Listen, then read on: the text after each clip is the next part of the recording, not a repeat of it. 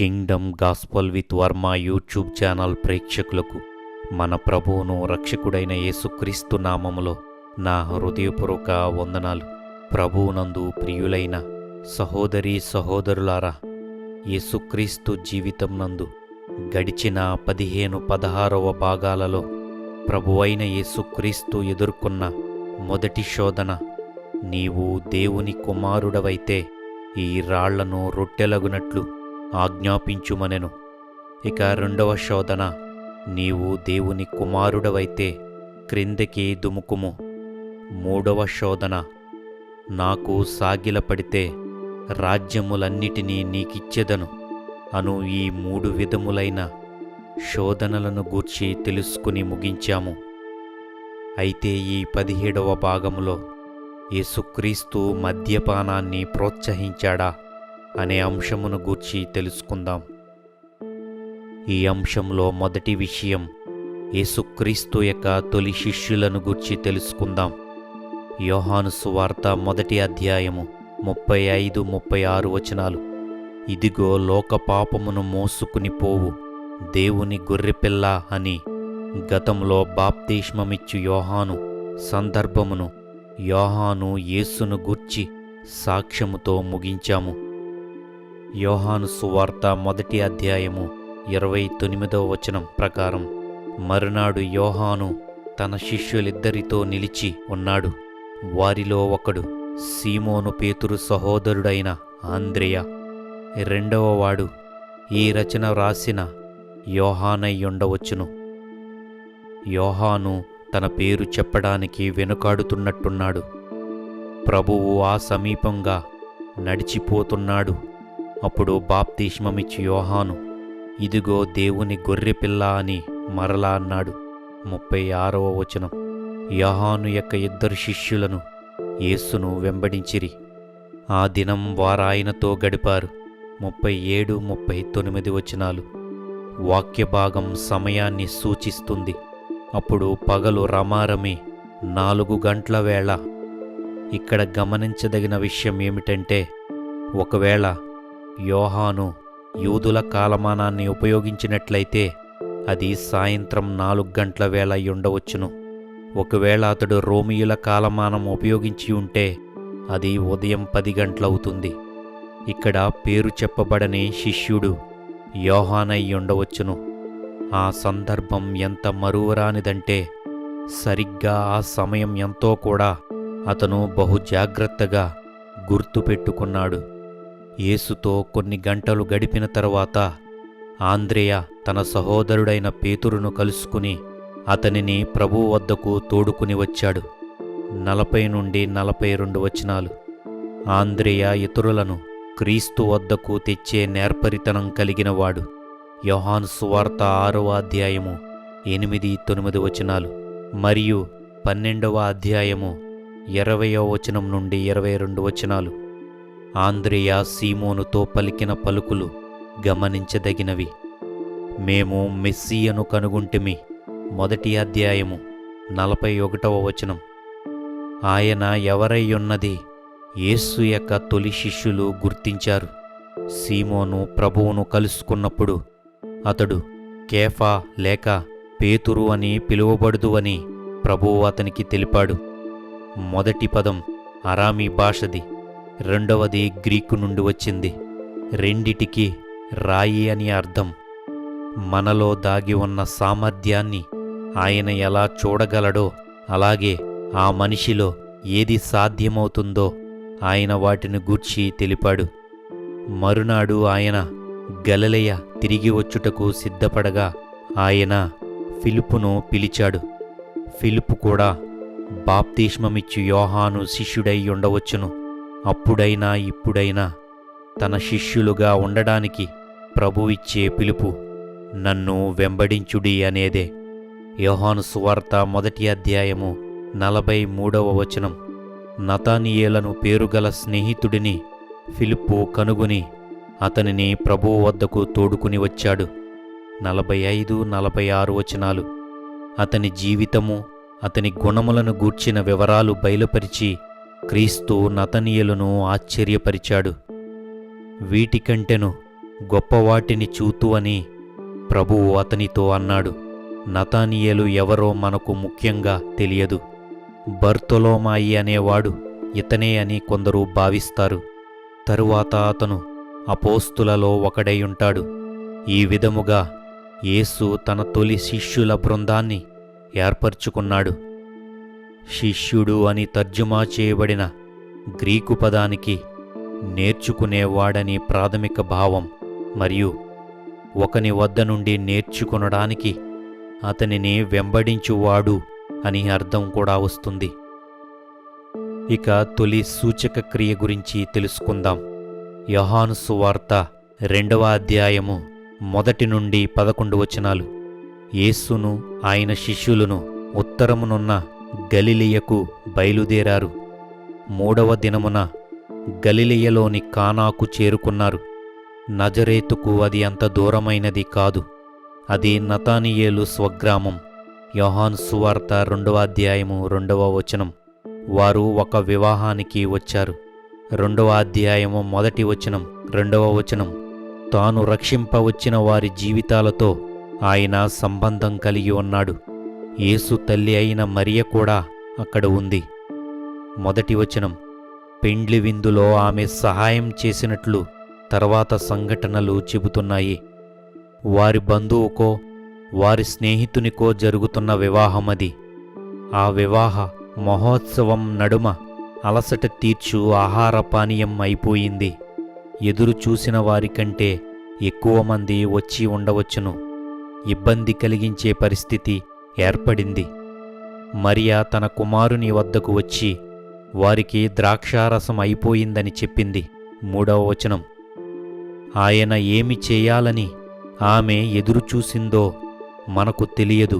ఎందుకంటే అంతకుముందు ఆయన ఏ అద్భుతము చేసినట్లు కనిపించదు. ఏది ఎలాగున్నా కొన్ని సంవత్సరాలుగా ఆమె ఆయన మీద ఆధారపడినట్టుంది. ఆయన ఏదో ఒకటి చేయగలడన్న ఆలోచన ఆమెకు ఉంది. ఇప్పుడు ప్రభువు యొక్క సమాధానము గూర్చి తెలుసుకుందాం. యోహాను సువార్త 2వ అధ్యాయము 4వ వచనం. అమ్మా, నాతో నీకేమి పని? నా సమయం ఇంకనూ రాలేదనెను. ఈ పదం మర్యాదగా ఉపయోగించబడింది. అయినా క్రీస్తు మాటలు శాంతమైన మందలింపుగా ఉన్నాయి. యేసు ఆమె కుమారుడైనా ఆ గుర్తింపు ఆమెకు చెందదు అని తెలియజేయడానికే ఈ మందలింపు అని కొందరి అభిప్రాయం. భూసంబంధమైన ఆయన బంధాలు ఇక్కడి నుండే విడిపోతాయనే సత్యాన్ని ప్రభువైన యేసు ఇక్కడ నుండి ప్రతిపాదించడం మొదలుపెట్టాడని కొందరు భావిస్తుంటారు. మరియా యేసు మాటలకు నిరుత్సాహపడలేదు. ఆమె పరిచారకులను చూసి ఆయన మీతో చెప్పినది చేయుడనెను. ప్రభువు చెప్పినది చేయడం అందరికీ ఉత్తమమైన పని. ఇది ఎవరికైనను మంచి సలహాయే. తన గడియ అంటే ఆయన మరణ సమయం ఇంకనూ రాలేదని ఆయన అన్నాడు. ఇలాంటి మాటే ఆయన మరొక చోట కూడా అన్నాడు. యోహాను సువార్త 7వ అధ్యాయము 6వ వచనం. ద్రాక్షారసం అయిపోయినా ఎందుకు ఆయన వేచియున్నాడంటే అక్కడ ఉన్న పరిచారకులు తెలుసుకునే వరకు ఆయన వేచియున్నాడు. అప్పుడు వాళ్లకు బాగా తెలియపరచబడిన నీటిని ద్రాక్షారసముగా మార్చిన సూచక క్రియ చేశాడు. మద్యపానాన్ని యేసు ప్రోత్సహించినట్లు ఈ సంఘటనలు సూచించడం లేదా అనే వ్యతిరేకతను కొందరు సృష్టించారు. యోహాను సువార్త 2వ అధ్యాయం 10వ వచనంలో ద్రాక్షారసమని వ్రాయబడిన దానిని నొక్కి పలికారు. మరోవైపు యేసు 6 రాతి బాణలలో ద్రాక్షారసం చేశాడు. ఆ ద్రాక్షారసంలో మద్యపు కంటెంటు ఉంటే ఆయన మద్యపానాన్ని ప్రోత్సహించినట్లు ఉండేదే. కాని బైబిల్ అంతటిలో అలాంటిది ఖండించబడింది. సామెతలు 20వ అధ్యాయము 1వ వచనం. ఎఫీసీలకు రాసిన పత్రిక 5వ అధ్యాయము 18వ వచనం. గ్రీకు భాష చరిత్ర తెలియని మూర్ఖులు అవగాహన లోపం వలన ఆయన మద్యపానాన్ని ప్రోత్సహించాడని చెబుతారు. అసలు ద్రాక్షారసమని తెలుగు బైబిల్లో వ్రాయబడినా లేక వైన్ అని ఇంగ్లీష్ బైబిల్లో వ్రాయబడినా ఆ పదం ఎక్కడి నుండి వచ్చిందంటే ఓయినాస్ అనే గ్రీకు పదం నుండి వచ్చింది. ఈ ఓయినాస్ అనే పిలువబడే ద్రాక్షారసం తాజా ద్రాక్షారసాన్ని సూచించడానికి ఓయినాస్ అనే పదాన్ని పూర్వకాలం నుండి అనేక మంది రచయితలు వాడుతున్నారు.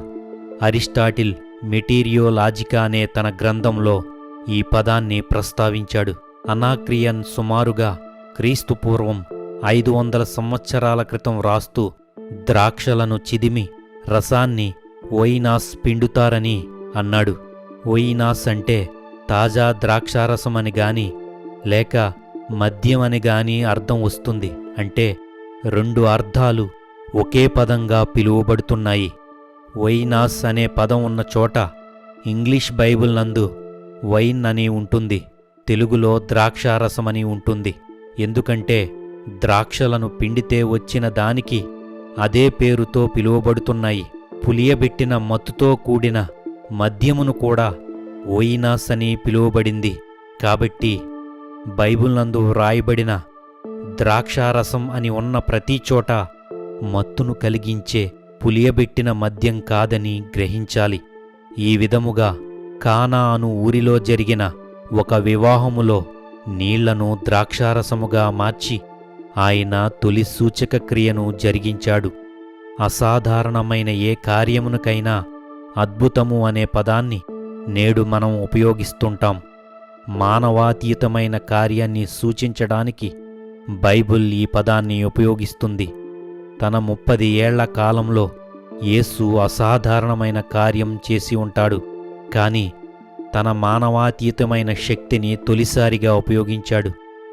మనం ప్రకృతి సంబంధమైన ఈ లోకంలో జీవిస్తున్నందున మానవాతీతమైన దానిని వివరించడం మనకు మించినదై ఉంటుంది. ఈ అంశం మీద బైబిల్ చెప్పే దాన్ని విశ్వాసముతో మనం గ్రహిస్తాం. ఈ అద్భుత ప్రాధాన్యతను యోహాను విస్మరించలేదు. ఈ అద్భుతానికి తన ప్రియమైన పదం సూచక క్రియ. ఆయన నిజముగా దేవుని వద్ద నుండి వచ్చినవాడనుటకు అది సూచన అయ్యుంది. క్రీస్తు తన మహిమను బయలుపరిచెనని యోహాను గుర్తించాడు. ఆయన చేయునయ్యున్న మహత్కార్యములకు ఇది కేవలం తొలి రుచి మాత్రమే. పైగా ఈ తొలి సూచక క్రియకు ప్రతిఫలముగా ఆయన శిష్యులు ఆయన యందు విశ్వాసముంచిరి. యేసు మెస్సియా అనే వారి విశ్వాసము లోతుగా నాటుకుంది. కపెర్నహూములో యేసు తొలి నివాసం. యోహాను సువార్త 2వ అధ్యాయము 12వ వచనం. కానా నుండి ఉత్తరంగాను తూర్పు దిశగాను యేసు ప్రయాణం చేశాడు.